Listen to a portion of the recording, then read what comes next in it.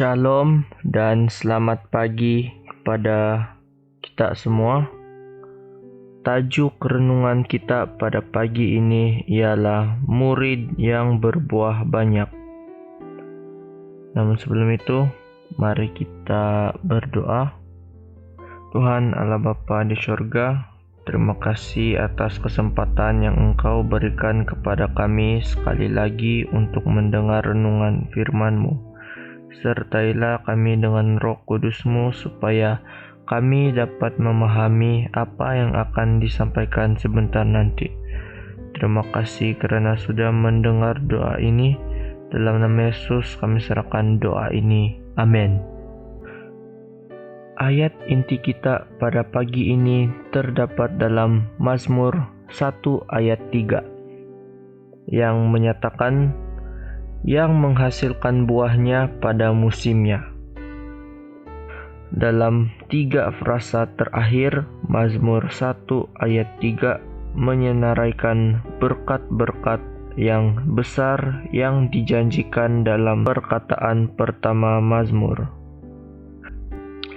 3 berkat ini adalah menakjubkan dan hanya boleh dibekalkan oleh Tuhan yang tidak terbatas.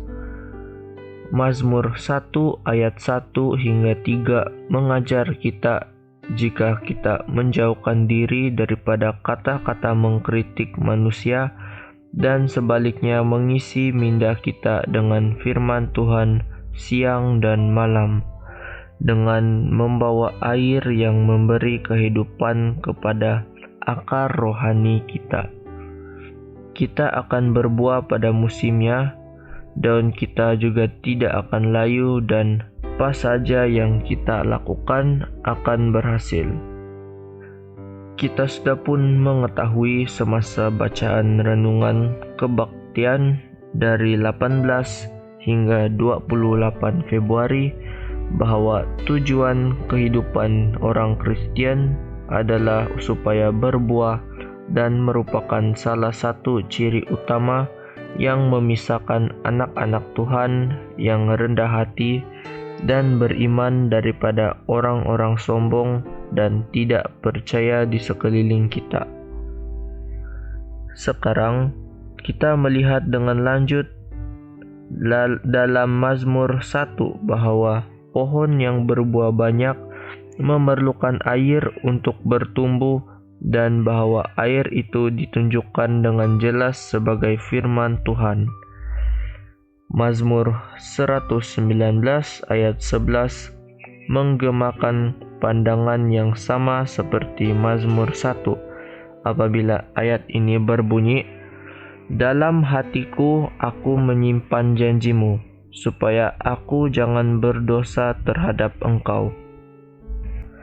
Terdapat banyak cara untuk kita boleh menyimpan firman Tuhan dalam hati kita di siang hari, dengan menghafal ayat Alkitab, dengan mendengar musik dan khotbah Kristen yang baik, dan dengan menyimpan dalam telepon bimbit kita hanya perkataan dan musik yang baik untuk mengisi pikiran kita dengan pemikiran yang baik.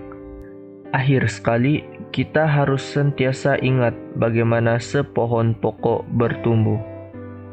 Yesaya 37 ayat 31 mengingatkan kita bahwa orang-orang yang terluput di antara kaum Yehuda, yaitu orang-orang yang masih tertinggal, akan berakar pula ke bawah dan menghasilkan buah ke atas. Apabila sepohon pokok ditanam, arah pertumbuhan pertama pokok tersebut adalah ke bawah, kerana akar-akar pokok mencari air yang memberi kehidupan. Dalam cara yang sama, apabila kita bertumbuh dalam Tuhan, kehidupan kita seiring ditekan ke bawah dan bukannya ke atas.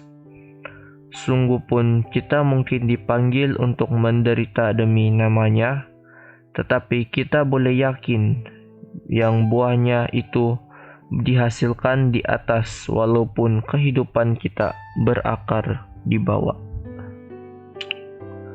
Mari kita berdoa.